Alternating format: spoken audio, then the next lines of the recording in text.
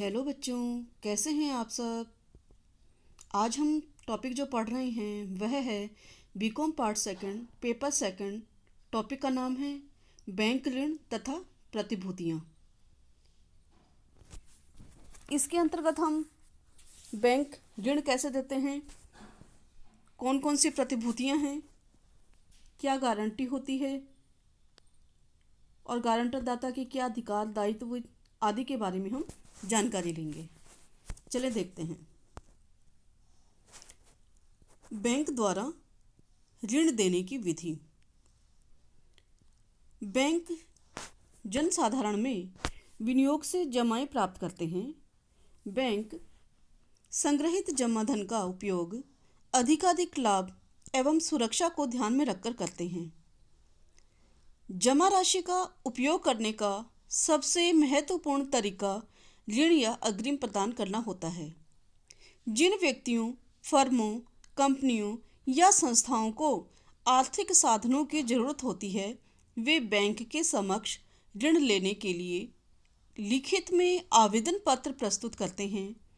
Bank अधिकारी द्वारा प्राप्त प्रार्थना पत्र पर अनेक दृष्टिकोण से विचार करते हैं, जैसे ऋण किसे चाहिए, किस उद्देश्य के लिए चाहिए, कितनी मात्रा में चाहिए और उसकी उपार्जन क्षमता क्या है, ऋण भुगतान क्षमता किस प्रकार की है, गारंटी कौन दे रहा है, बंधक संपत्ति किस प्रकार की है, बैंक की ऋण नीति के अनुकूल वह आवेदन पत्र है या नहीं। इन सब बातों पर वह विचार करता है और उसके बाद में वह ऋण देने का काम करता है। कहा भी जाता है कि बैंक वही सफल माना जाता है जो ग्राहक के चरित्र एवं उसकी साख का सही मूल्यांकन करने का पूर्ण योग्यता रखता हो। बैंक ऋण आवेदकों के लिए छपे हुए आवेदन पत्र रखता है, जिसमें बैंक द्वारा चाही जाने वाली समस्त जानकारी और सूचनाएं होती हैं। ये विभिन्न प्रकार की जानकारियां होती हैं, जिसमें आवेदक का नाम, पता, व्यवसाय, आय, ऋण राशि, ऋण लेने का कारण आदि सब चीज़ें उल्लेख होती हैं। ऋण चाहने वाला व्यक्ति ऐसे छपे फार्म को भरकर बैंक के समक्ष अधिकारी को प्रार्थना पत्र प्रस्तुत करता है। बैंक अधिकारी आवेदन पत्र की गहन जांच करता है, साथ ही आवेदक की साख की जानकारी स्वतंत्र रूप से सावधानी से करता है। यदि पहले से व्यवसाय में कार्यरत फर्म या संस्था ने ऋण के लिए आवेदन किया है, तो बैंक पिछले वर्षों का चिट्ठा या लाभ हानि खाते का भी अध्ययन करता है। ऋण जिस उद्देश्य से मांगा गया है, क्या उससे उसकी नई संपत्तियों में वृद्धि होगी या उसका उपयोग पूर्व के किन्हीं दायित्वों का भुगतान करने के लिए किया जाएगा। यदि पूर्व के दायित्वों के भुगतान के लिए ऋण मांगा गया है, तो बैंक को यह भी देखना है कि फर्म अपने ऋणों या दायित्वों का शोधन अपने साधनों से करने में सक्षम है या नहीं। बैंक शोधन क्षमता की जांच के साथ ही ग्राहक द्वारा दी जाने वाली प्रतिभूति के स्वामित्व, वर्तमान मूल्य तथा उसकी भावी उपयोगिता को भी देखेगा। साथ ही इसका भी ध्यान रखेगा कि प्रतिभूति पहले से कहीं बंधक तो नहीं है। प्रार्थना पत्र में उल्लेखित तथ्यों की जांच के साथ ही ऋण आवेदनकर्ता के चरित्र एवं व्यवहार का भी पता लगता है। इन बातों से संतुष्ट होने पर ही बैंक आवेदनकर्ता को ऋण स्वीकृत करेगा तथा ऋण की राशि उसके खाते में हस्तांतरित कर दी जाएगी। बैंक ऋण देने के बाद भी ग्राहक की आर्थिक स्थिति, कार्यशैली तथा शोधन क्षमता पर बैंक दृष्टि रखता है। यदि बैंक को ऐसा महसूस होता है कि ग्राहक की आर्थिक स्थिति बिगड़ने लगी है, तो बैंक अपनी ऋण राशि की सुरक्षा हेतु उचित कदम भी उठा सकता है। बैंक अपने अनुभव और ज्ञान के आधार पर आर्थिक संकट आने से पूर्व ही ऋण राशि की सुरक्षा का यथासंभव प्रयास करता है। बैंक ऋण के सिद्धांत। बैंक व्यवसाय पूर्णतः ऋण नीति पर निर्भर करता है। यदि बैंक द्वारा दिए गए ऋणों का संग्रहण समय पर नहीं होता है, तब उसे वित्तीय कठिनाइयों का सामना करना पड़ता है। अतः बैंक को ऋण प्रदान करते समय अनेक सिद्धांतों का पालन करना होता है, जिसमें से कुछ सिद्धांत इस प्रकार हैं। सुरक्षा।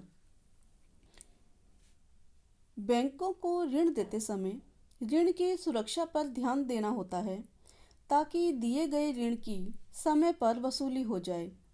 सुरक्षा का मूल्यांकन ऋणी के चरित्र, ऋण के उद्देश्य, ऋणी की संपत्ति तथा ऋणी की आय क्षमता के आधार पर किया जाता है।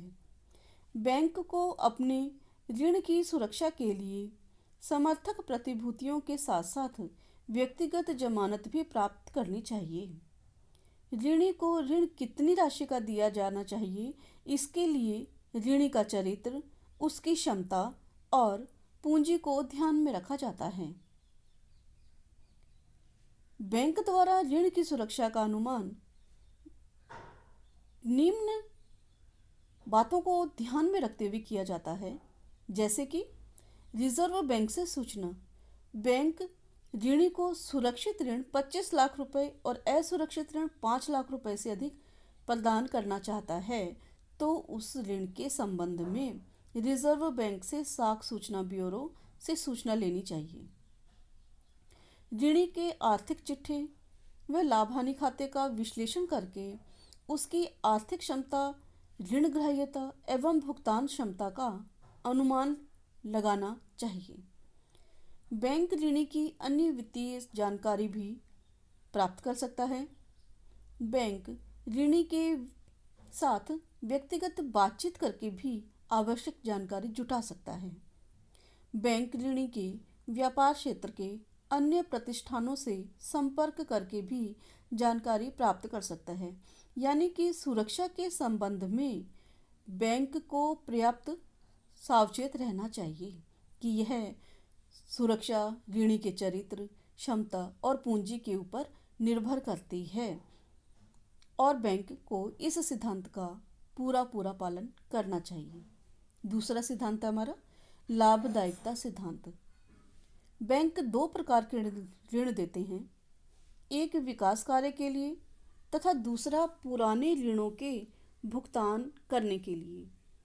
यदि बैंक विकास कार्य के लिए ऋण देता है, तो उसे ये देखना होता है कि ऋणी की वर्तमान क्षमता क्या है तथा कार्य विस्तार के बाद आय क्षमता क्या रहने वाली है।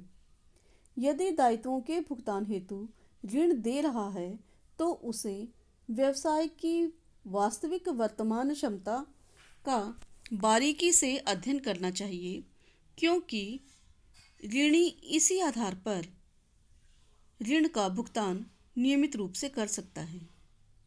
वर्तमान में सामाजिक दायित्वों की पूर्ति निर्वाह हेतु जो ऋण दिए जा रहे हैं, उनमें इस सिद्धांत के पालन पर विशेष ध्यान नहीं दिया जा रहा है। यानी कि बैंक को लाभदायकता के सिद्धांत का भी पालन करना चाहिए। तरलता। बैंक प्राय दो प्रकार के ऋण देते हैं, एक मांग पर देय ऋण और दूसरा समय अवधि ऋण। मांग पर देय ऋण का भुगतान ऋणी को बैंक के मांगने के साथ ही करना होता है। बैंक प्राय ये ऋण व्यापारी व औद्योगिक वर्ग को नहीं देते हैं, बल्कि ऐसे ऋण एक बैंक दूसरे बैंक को देता है। ऐसे ऋण जिनको दिए जाते हैं, बैंक पहले उसकी तरलता का बहुत बारीकी से जांच करता है। मांग पर भुगतान वही व्यक्ति कर सकता है जिसके पास तरलता पर्याप्त मात्रा में बनी रहती है। समय अवधि ऋण भी 3 प्रकार के होते हैं, अल्पकालीन ऋण, मध्यकालीन ऋण व दीर्घकालीन ऋण। अल्पकालीन ऋण 3 वर्ष की अवधि के लिए दिए जाते हैं। मध्यकालीन ऋण 3 से 5 वर्ष की अवधि के लिए दिए जाते हैं। परंतु इससे अधिक अवधि के लिए अगर ऋण दिया जाता है तो उसे दीर्घकालीन अवधि के ऋण कहे जाते हैं। प्राय बैंक अल्पकालीन और मध्यकालीन ऋण देने में ही ज़्यादा विश्वास रखते हैं, क्योंकि दीर्घकालीन ऋण देने पर बहुत लंबी अवधि तक उनका फंड ब्लॉक हो जाता है। बैंक ऋणों की वसूली भी दोनों प्रकार से कर सकता है। या तो वह एकमुश्त ले सकता है या किश्तों में ले सकता है। परंतु बैंकों द्वारा वर्तमान में जो नीति अपनाई जा रही है वह किश्तों में ऋण के माध्यम से भुगतान के बारे अपनाई जा रही है। नियमित रूप से ऋण की वसूली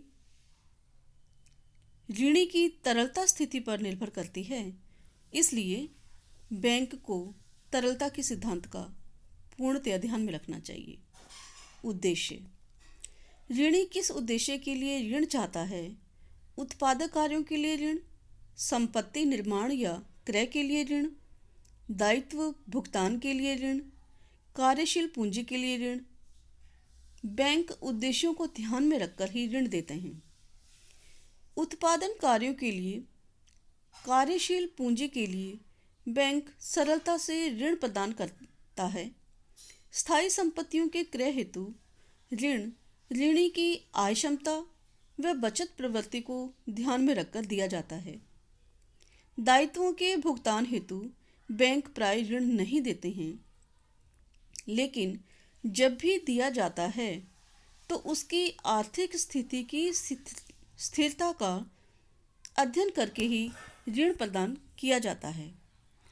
उत्पादकता के लिए दिए गए ऋण से नया उत्पादन होगा, ऋणी के व्यवसाय का विस्तार होगा, अतः ऋणी नई ऋण का भुगतान आसानी से कर सकेगा। जोखिम: व्यवसाय जोखिम पर ही टिका होता है। बैंक का स्वयं का व्यवसाय भी जोखिम से परिपूर्ण होता है। जोखिम के अभाव में लाभ की आशा करना एक कल्पना मात्र है, लेकिन इसका आशय यह नहीं है कि बैंक बिना सोचे समझे ऋण दे। जोखिम को कम करने का सबसे अच्छा उपाय है कि बैंक ऋण किसी एक संस्था को न देकर एक से अधिक संस्थाओं को दे, ताकि बैंक अपनी तरलता बराबर बनाए रख सके। वह जोखिम का प्रतिशत भी बहुत कम हो जाता है। साथ ही बैंक भी जोखिम की हानि से बचने के लिए आवश्यकता अनुसार कोष का निर्माण भी कर सकता है। बैंक ऋण देते समय विविधता के सिद्धांत को अपनाकर जोखिम को कम कर सकता है। सरकारी निर्देश: सरकार द्वारा अपने सामाजिक दायित्वों के निर्वाह हेतु समय समय पर बैंकों को निर्देश देती रहती है कि वह अपने दिए गए ऋण का एक निश्चित प्रतिशत भाग कृषि विकास कार्य के लिए या ग्रामीण विकास कार्य के लिए, सरकारी योजनाओं को लागू करने के लिए या अन्य सामाजिक विकास कार्यों के लिए प्रदान करें। वर्तमान में रिजर्व बैंक द्वारा ऋण का 25% भाग इन योजनाओं के लिए सुरक्षित रखा हुआ है। बैंकों को इस बात का ध्यान में रखना है कि सरकार के निर्देशानुसार ही वह अपनी ऋण नीति बनाए, ताकि कुल मिलाकर आय उसे अपनी आशा अनुसार होती रहे, यानी कि सरकार के निर्देशों की भी पूर्ति होती रहे और बैंक में तरलता और पूंजी की पर्याप्तता भी बनी रहे और ऋणों की वसूली का जोखिम भी कम से कम हो। इस प्रकार से बैंक को ऋण देते समय इन सिद्धांतों का पालन करना चाहिए, जिसमें सुरक्षा, लाभदायकता, तरलता, उद्देश्य जोखिम और सरकारी निर्देश महत्वपूर्ण होते हैं।